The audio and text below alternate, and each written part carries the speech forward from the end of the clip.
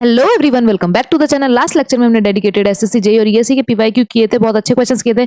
आपने अगर वो लेक्चर नहीं देखा है तो लिंक आपको डिस्क्रिप्शन बॉक्स में मिल जाएगी, जरूर जाके देख लीजिएगा। अच्छे क्वेश्चन आपसे छूट नहीं जाने चाहिए। आज भी हम बहुत अच्छे क्वेश्चंस करने वाले हैं। ईएससी के पीवाईक्यू करने का बेसिकली हमारा ये मेंशन है कि वो भाई अगर ईएससी कोई क्वेश्चन कोई टॉपिक को टच करता है तो एसएससी जेईई जरूर उस टॉपिक से क्वेश्चन पूछेगा। इवन कभी कभी तो डायरेक्ट पीवाईक्यू उठ के बिल्कुल सेम टू सेम आ जाते हैं विद ऑप्शंस थोड़ा सा ऊपर नीचे होके। तो ईएससी के पीवाईक्यू को भी हम सॉल्व करते हुए चलेंगे। तो पहले क्वेश्चन की तरफ चलते हैं। पहला क्वेश्चन क्या है? Water for irrigation supplied as per crop requirement throughout the crop period. Crop period क्या है? हमारा पूरा ईयर के लिए जो हम क्रॉप इरिगेशन प्रोवाइड करते हैं अपने क्रॉप को, उस इरिगेशन को क्या कहा जाता है? Indentation irrigation, perennial irrigation, lift irrigation, drip irrigation. अगर हम बात करें तो इस क्वेश्चन का आंसर हमारा पेरिनियल इरिगेशन हो जाएगा, क्योंकि पेरिनियल वर्ड का मतलब ही क्या होता है? पूरा ईयर। तो जो हमारा पूरा कैनाल जो है पूरे ईयर पेरिनियल फ्लो हो रहा होगा, उसमें जब पूरे साल पानी फ्लो हो रहा होगा, तो उससे हम जो वाटर अपने कल्टीवेशन लैंड के लिए जो प्रोवाइड करते हैं, एग्रीकल्चर के लिए प्रोवाइड करेंगे, उस इरिगेशन को पेरिनियल इरिगेशन कहा जाएगा। वहीं पे इंडेंटेशन इरिगेशन की बात करें तो बेसिकली ये क्या है कि इसमें हम जो ड्यूरिंग फ्लड के दौरान जो वाटर आता है और उसको हम बहुत ज्यादा amount, large quantity of water को हम अपने कल्टीवेशन के लिए जो अपनी लैंड है वहां पर फ्लो करा देते हैं, वहां पर उसको भेज देते हैं। तो उस तरीके की इरिगेशन को हम इंडेंटेशन इरिगेशन कहते हैं। लिफ्ट इरिगेशन की बात करें तो बेसिकली लिफ्ट इरिगेशन एक नेचुरल इरिगेशन का पार्ट नहीं है, ये एक मैनमेड इरिगेशन है। बेसिकली मैनमेड फ्लो के द्वारा कराया जाता है। बेसिकली इसमें क्या है कि हम अपना पूरा एक कैनाल सिस्टम बनाते हैं जिसमें हमारा पंप्स को यूज किया जाएगा। पंप के कारण, पंप की हेल्प से हम उस वाटर को लिफ्ट अप करेंगे और फिर जो हमारा जहां पर पर्टिकुलर एरिया में वाटर को पहुंचाना है वहां पर हम उस वाटर को पहुंचाएंगे, तो वो लिफ्ट इरिगेशन हो गया। अगर हम ड्रिप इरिगेशन की बात करें तो आजकल की मॉडर्न टेक्निक में इस इरिगेशन को सबसे ऊपर रखा जाता है, क्योंकि इसमें जो वाटर है हम डायरेक्टली रूट जोन पे प्रोवाइड करते हैं। रूट की जो जोन होती है, जो ड्रॉप बाय ड्रॉप गिरती है, जो हमारी रूट्स की जोन होती है, वहां पर हम प्रोवाइड करते हैं। तो इवेपोरेशन पूरी एक लाइन होती है और ये छोटे छोटे यहाँ पर होल्स होते हैं जिससे वो डायरेक्टली हमारे रूट्स पे प्रोवाइड करते हैं वाटर। तो यहाँ पर इवेपोरेशन के जो चांसेस हैं सबसे मिनिमम होते हैं। इवेपोरेशन लॉस जो होता है हमारा वो सबसे मिनिमम होता है इस ड्रिप इरिगेशन में। तो सबसे ज्यादा एफिशिएंसी देखी जाती है। वेल, इस क्वेश्चन का आंसर पेरिनियल इरिगेशन है। एसएससी जेईई 2020 में एक क्वेश्चन पूछा गया था, तो एसएससी का पीवाईक्यू बहुत इंपॉर्टेंट है। नेक्स्ट क्वेश्चन देखते हैं। नेक्स्ट क्वेश्चन कह रहा है कि sprinkler irrigation is best suited for where. तो स्प्रिंकलर इरिगेशन जो है वो इनमें से कौन से जगह पे सबसे ज्यादा सूट किया जाएगा? जहां पे स्लोप एक्सेसिव है और सॉइल इरोसिव है, the land can not be prepared for surface method. जो सरफेस मेथड हमारे इरिगेशन के लिए यूज किया था वहां पे नहीं कर सकते इस मेथड को अप्लाई, तो क्या वहां पर स्प्रिंकलर इरिगेशन यूज किया जाता है? या टोपोग्राफी इरेगुलर है वहां पर यूज किया जाता है? तो आप देख सकते हो इतने सारे एग्जाम्स में पूछा गया, उसमें से एसएससी जेईई में भी पूछा गया है। तो all of the above will be the correct answer. तीनों कंडीशन ही बिल्कुल हमारी सेटिस्फाई करती हैं स्प्रिंकलर इरिगेशन के लिए। स्लोप हमारा बहुत ज्यादा स्टीप होगा तो हम वहां पर स्प्रिंकलर इरिगेशन प्रोवाइड करेंगे। जब हमारी जो टोपोग्राफी बहुत इरेगुलर ऊबड़ खाबड़ होगी तो हम स्प्रिंकलर इरिगेशन प्रोवाइड करेंगे कि वो आराम से कर सके। सॉइल इरोसिव होगी, मतलब वो फ्लो कर रही है, बहुत ज्यादा उड़ रही है इधर से उधर, तो जो हमारे ऊपर की टॉप सॉइल हट जाती है उसे इरोजन कहते हैं। तो जब ऐसा होने लगेगा तो स्प्रिंकलर प्रोवाइड करेंगे। स्प्रिंकलर वाटर करने से इरोजन भी कम होता है। और जब हम सरफेस मेथड नहीं प्रोवाइड कर सकते इरिगेशन का तो ऑब्वियसली हम स्प्रिंकलर इरिगेशन को प्रोवाइड करेंगे। नेक्स्ट क्वेश्चन देखते हैं। नेक्स्ट क्वेश्चन कह रहा है कि ऑन रोलिंग लैंड। तो जब रोलिंग लैंड होगी, हमारी रोलिंग लैंड होगी, तो the method for applying water, जो method for applying water is which of the following method of applying water में be used in rolling land. तो जब हमारी ऊबड़ खाबड़ कह रही हूँ, सॉरी, रोलिंग लैंड होगी, जो हमारी प्लेन सरफेस लैंड नहीं हो, रोलिंग लैंड देखने को मिलेगी जब हमारा टोपोग्राफी इरेगुलर होगा बेसिकली। तो हम कौन सी इनमें से मेथड की प्रोवाइड करेंगे? इरिगेशन का कौन सा मेथड यूज किया जाएगा वाटर अप्लाई करने का? तो अगर हम बात करते हैं तो ऑप्शन है हमारे border flooding, check flooding, furrow flooding and free flooding. तो free flooding will be the correct answer. Free flooding को हम वाइल्ड फ्लडिंग भी बोलते हैं। वाइल्ड फ्लडिंग क्यों बोलते हैं? क्योंकि इसमें बेसिकली हम वाटर को कंट्रोल नहीं करते, वाटर जो भी है हमारा हमने फ्लड करा दिया, मतलब बहुत लार्ज क्वांटिटी ऑफ वाटर हम डायरेक्टली फील्ड में छोड़ देते हैं। तो बेसिकली इसमें क्या होता है कि हम एक मेन सप्लाई होती है, हमारी मेन सप्लाई होगी और फिर यहाँ से हमारा वाटर ऐसे जा रहा होगा, मतलब ये बेसिकली हमारे जा रहा होगा वाटर। तो यहाँ पे आउटलेट्स में हम वाटर प्रोवाइड करते हैं। तो यहाँ पर हमारा बॉर्डर चेक या फिर फॉरो बनाना इतना इजी नहीं होता है जहां पर भी ऐसे एरिया में, तो हम इसमें फ्री फ्लडिंग करते हैं। तो बेसिकली जो हमारी रोलिंग लैंड होती है या फिर हमारा इरेगुलर टोपोग्राफी होता है वहां पर हम वाइल्ड फ्लडिंग या फिर फ्री फ्लडिंग को प्रोवाइड करते हैं। इसमें हमारा जो हमारे लॉसेस होते हैं, जो हमारे इवेपोरेशन लॉसेस हो गए और जो डिफरेंट टाइप के लॉसेस हमें देखने को मिलेंगे, सबसे मैक्सिमम हमें इसमें लॉसेस देखने को मिलते हैं। और जो एप्लीकेशन एफिशिएंसी होगी, एफिशिएंसी इसकी सबसे लो होती है और लॉसेस इसमें सबसे ज्यादा देखने को मिलते हैं। तो एफिशिएंसी इसकी लो होती है और लॉसेस इसमें हमें सबसे ज्यादा देखने को मिलते हैं। मैक्सिमम लॉसेस इसमें देखने को मिलते हैं जो हमारा फ्री फ्लडिंग है और इसे वाइल्ड फ्लडिंग भी कहा जाता है। नेक्स्ट क्वेश्चन देखते हैं।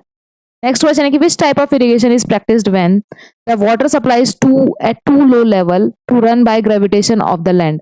बेसिकली वो पूछ रहे हैं कि कौन सा टाइप का इरिगेशन प्रोवाइड किया जाता है जब वाटर सप्लाई जो है वो is at too low a level to run by gravitation. Gravitation की फील्ड के कारण वो वाटर हमारा नहीं बहुत ही लो हो जाता है, नहीं पहुंच पाता है। तो हम कौन से तरीके के इरिगेशन को यूज करते हैं? Indentation irrigation, river canal irrigation, lift irrigation या फिर फ्लो इरिगेशन। ग्रेविटी के कारण पूरा पानी नहीं पहुंच पा रहा है, लो हो जा रहा है, तो हम कौन सा इरिगेशन प्रोवाइड करेंगे? ऑब्वियसली हम फिर लिफ्ट इरिगेशन को यूज करेंगे। इसमें क्या है कि हमें एक पंप लगाना पड़ता है, एक्सटर्नल मैकेनिकल इंस्ट्रूमेंट लगाना पड़ता है, फिर उसको वाटर को लिफ्ट करते हैं और फिर हम उसको पहुंचाते हैं। तो ये वाले मेथड को हम लिफ्ट इरिगेशन कहते हैं। वेल वहीं पर अगर हम बात करते हैं इंडेंटेशन इरिगेशन, अभी हमने जस्ट देखा कि जब हमारे पास extra large quantity of water होता है ड्यूरिंग फ्लड, तो हम जो वाटर को अलाउ कर देते हैं कल्टीवेशन के लिए, इंडेंटेशन इरिगेशन हो जाएगा। रिवर कैनाल इरिगेशन हमें पता ही है कि हमने कैनाल से जो वाटर, जो रिवर है कैनाल से वाटर लेके प्रोवाइड किया है, तो वो रिवर कैनाल इरिगेशन हो गया। फ्लो इरिगेशन की बात करें तो जब हमारा हाई सरफेस लेवल से लो सरफेस लेवल तक वाटर को हम प्रोवाइड कराते हैं, हाई सरफेस लेवल से लो सरफेस लेवल, यहाँ पर हमने ग्रेविटी के थ्रू प्रोवाइड किया है, तो उसे हम बोलते हैं फ्लो इरिगेशन।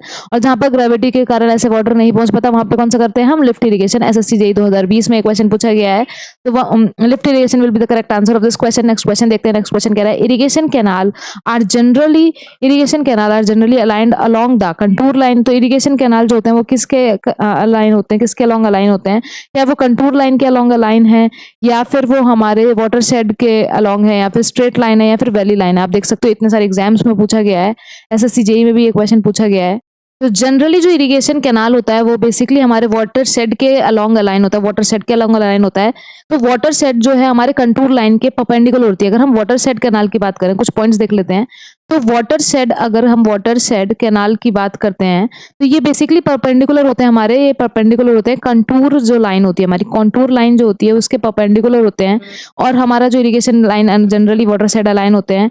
अगर हम बात करते हैं बोथ ही साइड, जैसे वाटर शेड है तो ये अगर वाटर शेड है तो इस साइड भी हमारा इरिगेशन का वाटर जाएगा और इस साइड भी इरिगेशन का वाटर जाएगा। तो जो हमारा कल्चरल एरिया होता है, जो कल्टिवेशन के लिए जो एरिया है वो हमारा इंक्रीज हो जाएगा, क्योंकि दोनों ही साइड वो वाटर इरिगेशन के लिए प्रोवाइड कर रहे हैं। तो ये वाटर शेड ज्यादा बेटर रहता है। अगर हम बात करें तो हमें इसमें क्रॉस ड्रेनेज वर्क की कोई रिक्वायरमेंट नहीं होती, क्योंकि ये क्रॉस ही नहीं करता। तो बेसिकली वाटर शेड लाइन हमारा ड्रेनेज एरिया जो होता है, हमारी ड्रेनेज लाइन है, उसको क्रॉस नहीं करता। तो हमें इसमें कोई भी क्रॉस ड्रेनेज वर्क की रिक्वायरमेंट नहीं होती है। No cross drainage work is required in watershed. तो ये हमारा सबसे बेस्ट हो जाएगा, वर्क इज रिक्वायर्ड। तो इरिगेशन कैनाल जनरली हम वाटर शेड के अलाइन करते हैं। ये प्रीवियस ईयर्स में पूछा गया है, one of the best question कहा जाएगा इसे। नेक्स्ट क्वेश्चन को देखते हैं। अगर नेक्स्ट क्वेश्चन की बात करें तो which technique of water distribution in farms is also called trickle irrigation. तो ट्रिकल इरिगेशन कौन सी, इनमें से कौन सी जो भी हमारा वाटर डिस्ट्रीब्यूशन है उनमें से किसको कहा जाएगा? तो वाटर फ्लडिंग को, स्प्रिंकलर इरिगेशन को, फ्री फ्लडिंग को, या फिर हमारा ड्रिप इरिगेशन को? तो अगर हम बात करते हैं तो ड्रिप इरिगेशन को ही हमारा ट्रिकल इरिगेशन भी कहा जाता है। तो C option will be the correct answer of this question. Drip irrigation is also known as trickle irrigation. सबसे ज्यादा एफिशिएंसी देखी जाती है इस वाले इरिगेशन में और सबसे मिनिमम लॉसेस देखे जाते हैं इवेपोरेशन के कारण, परकोलेशन के कारण। क्योंकि सबसे कम देखे जाते हैं इरिगेशन मतलब लॉसेस इसमें इरिगेशन में, क्योंकि ये drop by drop root zone में ही जाकर प्रोवाइड करता है वाटर को, इसलिए ये सबसे ज्यादा एफिशिएंसी शो करता है। तो drip irrigation is also known as trickle irrigation. Next question की तरफ चलते हैं। नेक्स्ट क्वेश्चन है कि which one of the following defines aridity index. अगर एरिडिटी इंडेक्स की बात करते हैं तो इनमें से कौन सा ऑप्शन हमारा एरिडिटी इंडेक्स को शो करता है? तो पहला ऑप्शन कह रहा है पीईटी माइनस एईटी। सबसे पहली बात, पीईटी क्या है हमारा? पोटेंशियल एवापोरोट्रांसपिरेशन, और एईटी क्या है हमारा? एक्चुअल एवापोरोट्रांसपिरेशन। तो ये हमारा ईएससी में पूछा गया है, तो एसएससी जेईई के लिए इंपॉर्टेंट क्वेश्चन है। तो एरिडिटी इंडेक्स की अगर हम बात करें तो ये हमारा ऑप्शन होता है कि पीईटी मतलब पोटेंशियल एवापोरेशन ट्रांसपिरेशन। तो ये पोटेंशियल एवापोरेशन ट्रांसपिरेशन मतलब क्या है कि इतना पोटेंशियल है इसमें कि एवापोरेशन हो सके, मतलब पूरा ट्रांसपिरेशन हो सकता है। और एक्चुअल में कितना हो रहा है उसको माइनस कर देते हैं, जब पीईटी माइनस एईटी अपॉन पीईटी, और परसेंटेज में निकालना होगा तो मल्टीप्लाई बाय 100। तो ये हमारा एरिडिटी इंडेक्स का फॉर्मूला होता है। तो ए ऑप्शन मैच कर रहा है, तो A option will be the correct answer. अगर हम बात करते हैं यहाँ पर तो एआई की वैल्यू पे हम कुछ एक टेबल भी बनाते हैं, उसको भी देख लेते हैं। जब इससे वैल्यू निकल के आएगी तो 0 से 25 के बीच में हमारा माइल्ड एरिड होता है, 26 से लेके 50 के बीच में हमारा मॉडरेट होता है। वेल अगर हमारा 50 से ज़्यादा हो गया तो वो एरिड में कंसीडर किया जाता है। तो 0 से 25% के बीच में अगर वैल्यू आ रही है तो वो माइल्ड एरिड में हम उसको काउंट करते हैं, माइल्ड एरिड में करते हैं। वेल वहीं पे अगर हम बीच की बात करें तो ये हमारा मॉडरेट हो जाता है, मॉडरेट एरिड में काउंट किया जाता है। और फिर हमारा सबसे अगर 50 से भी ग्रेटर हो गया तो ये सीवियर एरिड में काउंट किया जाता है, सीवियर एरिड में काउंट किया जाता है। तो ये जब हम ऐसे फॉर्मूले में वैल्यू पुट करके PT minus eighty upon PT से सॉल्व करेंगे, फिर हमारी कुछ वैल्यू आएगी, उसको इस टेबल में अप्लाई करके ये भी एक तरीके का एमसीक्यू है कि किसके बीच में आया, तो हमारा माइल्ड एरिड हुआ, मॉडरेट हुआ या फिर सीवियर एरिड हुआ है। नेक्स्ट क्वेश्चन को देखते हैं। नेक्स्ट क्वेश्चन क्या कह रहा है?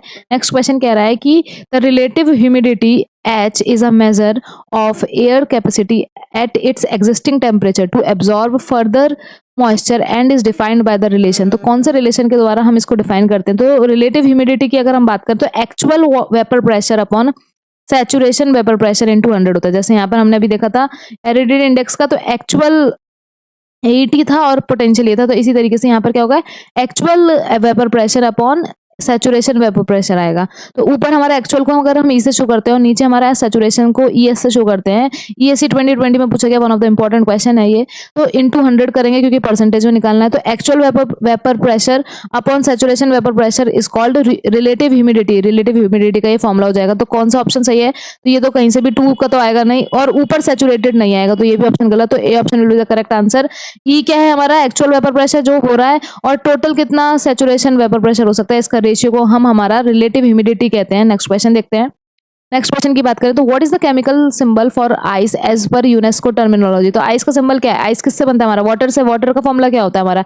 H2O। तो वही हमारा आइस का भी फॉर्मूला हो जाएगा। तो यूनेस्को के टर्मिनोलॉजी के द्वारा हमारा आइस का जो केमिकल सिंबल है वो H2O है। तो B option will be the correct answer. ESC 2008 में एक क्वेश्चन पूछा गया है, इंपॉर्टेंट क्वेश्चन है ये हमारा। अब इतने सारे ऑप्शन है तो इन्हें भी कुछ कहा जाता होगा। तो H4O2 को क्या कहा जाता है? H4O2 की बात करें तो ऑक्सोनियम हाइड्रोक्साइड बोला जाता है। ऑक्सोनियम और हाइड्रोक्साइड बोला जाता है, यहाँ लिख देती हूँ। तो ऑक्सोनियम हाइड्रोक्साइड बोला जाता है, हाइड्रोक्साइड। वेल इसको, इसका सिंपल नेम क्या है? Water dimer. अगर हम इसकी बात करें तो इसको बोला जाता है वाटर डिमर। वेल वहीं पर अगर हम बात करें H6O3 की बात करी जाए, H6O3 की बात की जाए तो इसको बेसिकली कहा जाता है हमारा वाटर डाईहाइड्रेट। अगर इसकी बात करें तो इसको बोला जाता है वाटर डाईहाइड्रेट, वाटर डाईहाइड्रेट। और अगर हम H8O4 की बात करें, H8O4 की बात करें तो इसे बोला जाता है हाइड्रोजन पर ऑक्साइड। इसको बोला जाता है हाइड्रोजन पर ऑक्साइड। लेकिन अभी क्वेश्चन में हमारे को पूछा गया था आइस का जो यूनेस्को टर्मिनोलॉजी है उसे क्या कहा जाएगा? तो H2O उसका करेक्ट केमिकल फॉर्मूला है। लेकिन हाइड्रोजन पर ऑक्साइड की बात करें तो H8O4। वाटर डाईहाइड्रेट की बात करें, वाटर डाईहाइड्रेट की बात करें तो H3O3। ऑक्सोनियम हाइड्रोक्साइड की बात करें या फिर वाटर डिमर की बात करें तो H4O2। ईएससी 2008 में पूछा गया। तो क्वेश्चन को किसी भी तरीके से घुमा के पूछ सकते हैं। नेक्स्ट क्वेश्चन की बात करते हैं। नेक्स्ट क्वेश्चन हमारा मैचिंग का है, ईएससी 2003 में पूछा गया है। तो अगर हम इस क्वेश्चन की बात करें तो ये बोल रहा है कि कन्वेक्टिव, साइक्लोनिक, फ्रंटल और ओरोग्राफिक, इनको लिस्ट 2 से हमें मैच करना है। अगर हम बात करते हैं कन्वेक्टिव की, और हमें पता है कि ये सब हमारे रेनफॉल के ये सब हमारा रेनफॉल होता है, रेनफॉल किन कारणों की वजह से हो रहा है बेसिकली उसकी बात की जा रही है।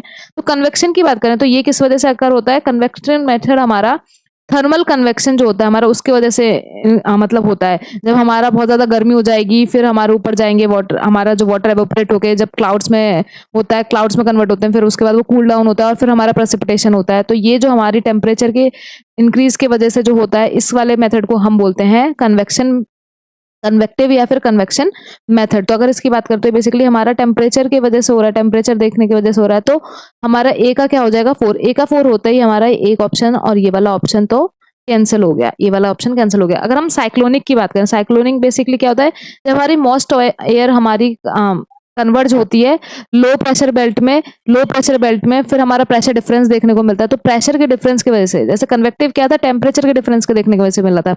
साइक्लोनिक हमारा प्रेसिपिटेशन कब होता है? जब हमारे मॉइस्ट एयर कन्वर्ट हो जाती है, मॉइस्ट एयर हमारा low pressure air, low pressure belt बनाता है, फिर एक जगह हाई प्रेशर बेल्ट होगा। तो लो प्रेशर बेल्ट और हाई प्रेशर बेल्ट की वजह से जो हमारी प्रेसिपिटेशन देखने को मिलता है उस तरीके को हम साइक्लोनिक बोलते हैं, साइक्लोनिक बोल देंगे। तो बेसिकली प्रेशर डिफरेंस की वजह से साइक्लोनिक देखने को मिला। तो बी का हमारा 3 हो जाएगा। बी का 3 हो जाएगा, तो 4 और 3 हमें वैसे भी यहाँ पे देखने को मिल रहा है।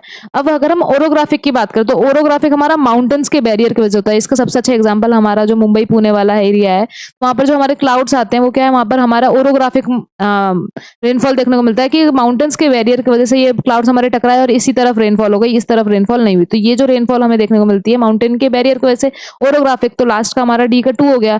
तो कौन सा B option will be the correct answer? तो फ्रंटल क्या बचा? फ्रंटल का क्या है, वार्म और कोल्ड एयर मासेस की वजह से हमारा फ्रंटल एयर प्रेसिपिटेशन देखने को मिलता है। तो B option will be the correct answer. ESC में पूछा गया ये क्वेश्चन, तो इंपॉर्टेंट क्वेश्चन है। नेक्स्ट क्वेश्चन की अगर हम बात करते हैं तो नेक्स्ट क्वेश्चन हमारा क्या है कि यहाँ पर हमें इंस्ट्रूमेंट्स दे रखे हैं और यहाँ पर हमें बोल रहा है, सॉरी, सेकंड बी में हमें इंस्ट्रूमेंट दे रखे हैं और पहले वाले में पैरामीटर्स दे रखे हैं कि किस इंस्ट्रूमेंट से क्या हम पता करते हैं। ये बेसिकली हमें आइडिया लगा के बताना है। तो अगर हम बात करते हैं तो स्ट्रीम फ्लो की बात करिए, अगर स्ट्रीम फ्लो वेलोसिटी की बात करें तो स्ट्रीम फ्लो वेलोसिटी क्या बताता है, किसके कारण हम पता करते हैं? तो करंट मीटर जो है हमारा, जो स्ट्रीम है, जो हमारी रिवर में जो वेलोसिटी है उसको बताता है। तो हमारा पी का हो जाएगा 4। पी का 4 होते ही हमारा ये वाला ऑप्शन कैंसिल और ये वाला ऑप्शन कैंसिल करते हैं, तो फिर हमें ऑप्शन सेलेक्ट करने में ईजी रहता है। इससे ये पता चलता है एस का हमारा 1 होगा। तो विंड वेलोसिटी वैसे भी एनीमोमीटर हमारा विंड को ही पता करने के लिए यूज किया जाता है, तो एस का हमारा 1 हो गया। इवेपोर ट्रांसपिरेशन की बात करें तो ये पेनमेंस मेथड के द्वारा पता किया जाता है, तो क्यू का हमारा 2 हो जाएगा। तो C option will be the correct answer आएगा।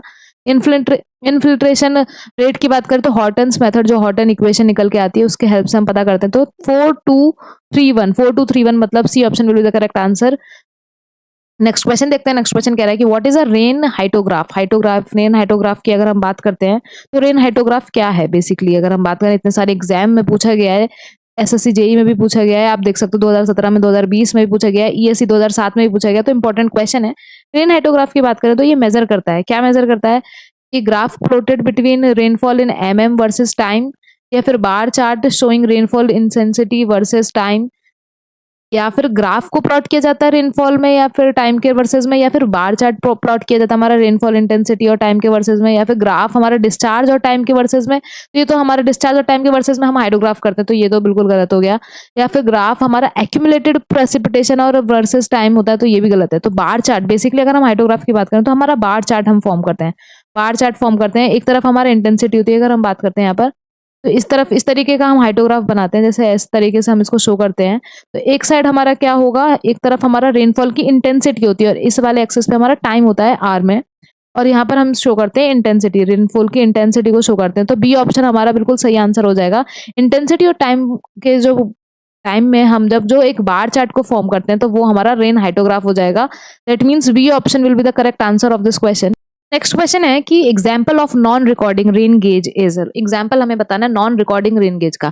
सबसे पहली बात, एक तो हमारा रिकॉर्डिंग रेन गेज होता है, और एक होता है हमारा नॉन रिकॉर्डिंग रेन गेज। तो रिकॉर्डिंग रेन गेज और नॉन रिकॉर्डिंग रेन गेज में क्या डिफरेंस है, पहले ये देखते हैं।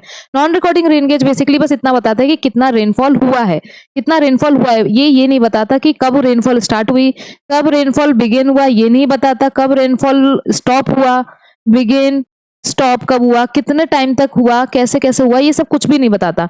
मतलब टाइम के रिलेटेड ये कुछ भी इंफॉर्मेशन नहीं देता, बस ये बताता है कितना रेनफॉल हुआ है, तो कब स्टार्ट हुआ, कब स्टॉप हुआ, कितनी इंटेंसिटी से हुआ, ये सब की इंफॉर्मेशन हमें नॉन रिकॉर्डिंग रेन गेज में नहीं मिलती है। इसका सबसे अच्छा एग्जांपल हमारा साइमन गेज है, जो कि आज भी इंडिया में यूज किया जाता है। एसएससी 2019 में 2 बार पूछा गया है इनफैक्ट। तो ये क्वेश्चन का आंसर हमारा साइमन गेज है। लेकिन ये तीनों हमारे किसके एग्जाम्पल है, ये हमारे रेनफॉल जो होते हैं वो रिकॉर्डिंग रेन गेज के एग्जाम्पल हैं।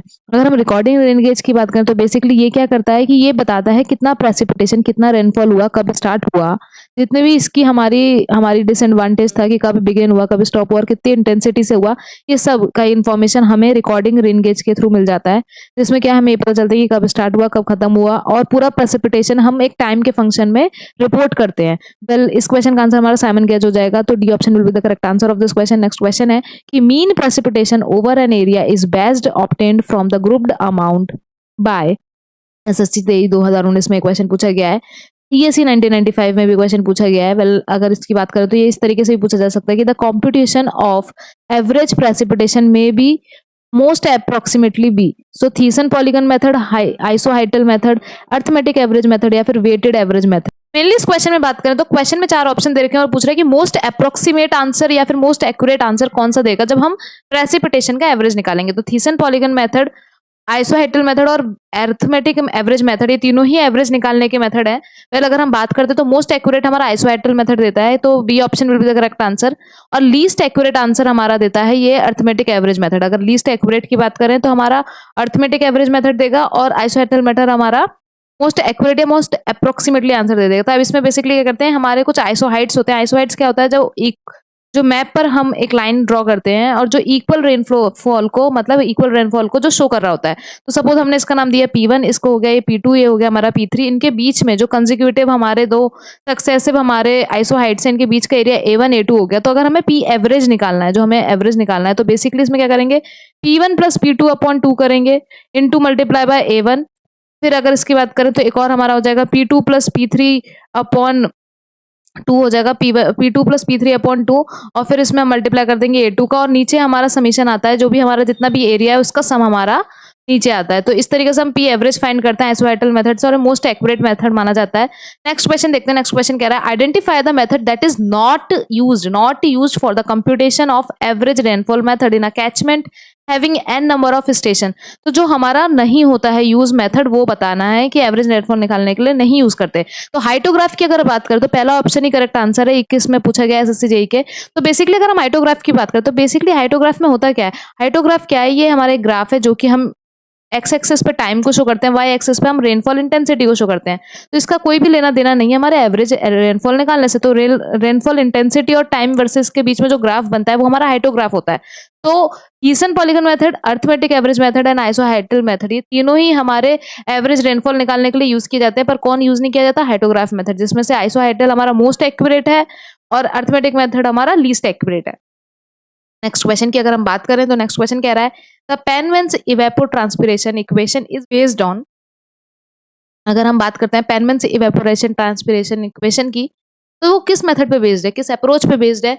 तो वाटर बजट मेथड पे बेस्ड है, एनर्जी बैलेंस मेथड पे बेस्ड है, या मास ट्रांसफर मेथड पे बेस्ड है, या फिर energy balance and mass transfer approach पे बेस्ड है। ये 2006 2002 दोनों बार पूछा गया, तो इंपॉर्टेंट क्वेश्चन है। तो अगर पेनवेंस इवेपोरेशन ट्रांसपिरेशन इक्वेशन की बात करते हैं तो एनर्जी बैलेंस और मास ट्रांसफर अप्रोच पर बेस्ड है। तो D option will be the correct answer. दोनों की बात करता है, एनर्जी बैलेंस की not be created neither be destroyed, और मास ट्रांसफर अप्रोच, इन दोनों को यूज करके हमने पेनवेंस इवेपोरेशन इक्वेशन को यूज किया जाता है। नेक्स्ट क्वेश्चन की बात करते हैं। नेक्स्ट क्वेश्चन अगर देखें तो कह रहा है कि which one of the following point should be kept in mind while selecting the site for rain gauge station. अगर हम बात करें तो रेन गेज स्टेशन को सेलेक्ट करने के लिए हमें कौन सा पॉइंट अपने माइंड में रखना चाहिए। तो the site where a rain gauge is set up should be closely to a meteorological observatory, या सेकंड पॉइंट कह रहा था rain gauge should be on the top of the hill. तो टॉप ऑफ द हिल या फिर हम steep slope पे नहीं लगाते, तो ये तो गलत है, क्योंकि हमें उसको अपने ग्राउंड लेवल पे लगाना चाहिए। हमें मतलब एकदम ग्राउंड लेवल पे लगाना चाहिए।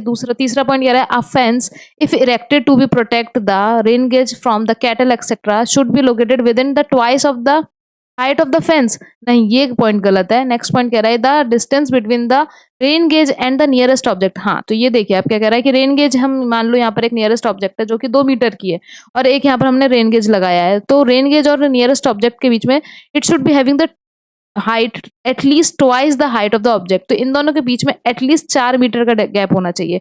तो जो भी ऑब्जेक्ट हमारे रेन गेज के आसपास में, जो भी नियरेस्ट ऑब्जेक्ट है, उसकी जितनी हाइट है उसका दुगना, मतलब उनके बीच में डिस्टेंस होना चाहिए। तो ईएससी 2019 में पूछा गया इंपॉर्टेंट क्वेश्चन है, तो बिल्कुल करेक्ट बात है।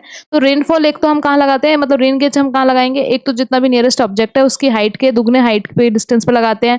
फिर हम उसे कोई भी हिल पे नहीं लगाते, हमें उसे ग्राउंड लेवल पे लगाना पड़ता है, और एक optimum number of rain gauge लगाना पड़ता है, जिससे हम उसको मेजर कर पाए कि कितना रेनफॉल हुआ है हमारा। नेक्स्ट क्वेश्चन देखते हैं। नेक्स्ट क्वेश्चन क्या कह रहा है। नेक्स्ट क्वेश्चन है, एक तरफ लिस्ट 1 है, एक तरफ लिस्ट 2 है। अगर हम बात करें तो यहाँ पर हमारे सारे नाम दे रखे हैं, डाल्टन, साइनर, प्लैनेक, रिडल एंड शेरमान, और इन लोगों ने किससे रिलेटेड काम किया है इस बारे में पूछा गया, तो हमें मैच करना है। अगर हम डाल्टन की बात करें तो डाल्टन बेसिकली उन्होंने ये बताया था कि हमें ये लॉ ऑफ इवेपोरेशन दिया था कि जो हमारा इवेपोरेशन का रेट है वो डायरेक्टली डिपेंड करता है हमारे जो डिफरेंस होता है हमारे इवेपोरेशन का वाटर टेम्परेचर पे, और जो इवेपोरेशन का डिफरेंस होता है हमारा वेपर प्रेशर का जो डिफरेंस होता है हमारा एयर पे, इन दोनों के बीच का जो डिफरेंस होता है, जो वेपर प्रेशर है हमारा सैचुरेशन वेपर प्रेशर है जो वाटर टेम्परेचर पे, और जो एक्चुअल वेपर प्रेशर है हमारा एयर में, इन दोनों के डिफरेंस पे रिलेट करता है हमारा जो रेट ऑफ इवेपोरेशन है। तो डाल्टन ने इवेपोरेशन से रिलेटेड काम किया था। तो ए का हो गया हमारा 2, ए का 2 होता है, बी ऑप्शन हमारा और डी ऑप्शन हमारा कैंसिल हो जाएगा। स्नाइडर की बात करते थे, इन्होंने हमारा यूनिट हाइड्रोग्राफ थ्योरी है वो सिंथेटिक यूनिट हाइड्रोग्राफ थ्योरी तो अगर हम इनकी बात करते हैं तो बी का हो जाएगा हमारा 4, बी का 4 हो जाएगा। ब्लैनेक-रिडल की बात करें तो इन्होंने एम्पिरिकल इक्वेशन दिया था जिसमें हम पोटेंशियल इवेपोट्रांसपिरेशन फाइंड कर सकते हैं। तो एम्पिरिकल इक्वेशन दी थी जिससे पोटेंशियल इवेपोट्रांसपिरेशन फाइंड कर सकते हैं। इसको कंजर्वेटिव यूज इक्वेशन भी कहा जाता है। तो कंजर्वेटिव इक्वेशन भी कहा जाता है इसे, ब्लैनेक-रिडल मेथड को। तो सी का हमारा क्या हो जाएगा, 5 हो जाएगा। सी का हमारा हो जाएगा 5, तो हो गया 5, तो 2 4 5, तो C option will be the correct answer. और शेरमान की अगर बात करें तो इन्होंने यूनिट हाइड्रोग्राफ के बारे में बात की थी। सिंथेटिक यूनिट हाइड्रोग्राफ किसने बोला था, स्नाइडर ने। अगर शेरमान की बात करें तो सिर्फ यूनिट हाइड्रोग्राफ की बात की थी, थ्योरी दी थी इन्होंने यूनिट हाइड्रोग्राफ की। ये हो जाएगा हमारा 1, तो 2 4 5 1 B, C option will be the correct answer of this question. ये सी 1998 में पूछा गया था। नेक्स्ट क्वेश्चन की अगर हम बात करें तो consider the following chemical emulsion. तो इनमें बोल रहा है कि फॉलोइंग केमिकल इमल्शन को देखो, methyl alcohol, cetyl alcohol, stearyl alcohol और केरोसिन। अगर इसकी बात करें तो इनमें से कौन सा यूज किया जाता है, which of the above chemical emulsion is used to minimise the loss of water through the process of evaporation. तो बेसिकली इवेपोरेशन हो रहा है, अगर हमारा रिजर्वॉयर है उसका एरिया बहुत ज्यादा है, तो इवेपोरेशन के लॉस को कम करने के लिए हम कुछ केमिकल इमल्शन केमिकल हम उसमें इंक्लूड करते हैं। तो वो कौन कौन से यूज करने चाहिए, methyl alcohol, cetyl alcohol, stearyl alcohol या केरोसिन। तो अगर हम बात करें तो methyl alcohol cetyl alcohol and stearyl alcohol. अगर हम बात करें जिससे सेटाइल अल्कोहल और स्टेराइल अल्कोहल इन दोनों को यूज किया जाता है। तो अगर हम बात करें सेटाइल अल्कोहल को हेक्साडेकानॉल कहा जाता है और स्टेराइल अल्कोहल को ऑक्टाडेकानॉल कहा जाता है। तो इसे हेक्साडेकानॉल भी कहा जाता है, ये नाम याद रखना है हमें। तो ये स्टेराइल अल्कोहल की जगह हमें बोल सकते हैं हेक्साडेकानॉल, और इसको ऑक्टाडेकानॉल भी कहा जाता है, ऑक्टाडेकानॉल कहा जाता है। तो 2 और 3 ऑप्शन किसमें मिल रहा है, तो D option will be the correct answer. तो हम कौन सा केमिकल यूज करेंगे, जो हमारा स्टेराइल अल्कोहल है और सेटाइल अल्कोहल दोनों, हेक्साडेकानॉल या ऑक्टाडेकानॉल। ये सी 2009 में पूछा गया, तो D option will be the correct answer of this question. The argillaceous rock have their principal constituent as, ये आप लोगों के लिए क्वेश्चन है कि जो आर्गिलिसियस रॉक है उसका प्रिंसिपल कंस्टिट्यूएंट क्या होगा, लाइम होगा, क्ले होगा या फिर सैंड होगा। एसएससी जेईई 2017 में क्वेश्चन पूछा गया है, प्रीवियस ईयर क्वेश्चन है। इसका आंसर आपको हमारे टेलीग्राम ग्रुप पे भी मिल सकता है। तो बियॉन्ड डिग्री सिविल के नाम से आपको हमारा टेलीग्राम ग्रुप मिलेगा, आप उसे ज्वाइन कर सकते हैं। हम डेली बहुत ही अच्छे क्वेश्चन उस पर सॉल्व करते हैं। तो 1.3K से ज्यादा लोग हो चुके हैं, आप उसको जरूर ज्वाइन करिए। इसका आंसर आपको वहां भी मिल सकता है, कॉमेंट सेक्शन में भी मिलेगा। Thank you so much for watching, thank you so much to watching till here. Like and subscribe our channel, और अपना वैल्यूएबल फीडबैक जरूर दीजिएगा कि हम अपनी इस वीडियो को और किस तरीके से अच्छा कर सकते हैं, किस टॉपिक पे हम वीडियोस बनाएं। Thank you so much.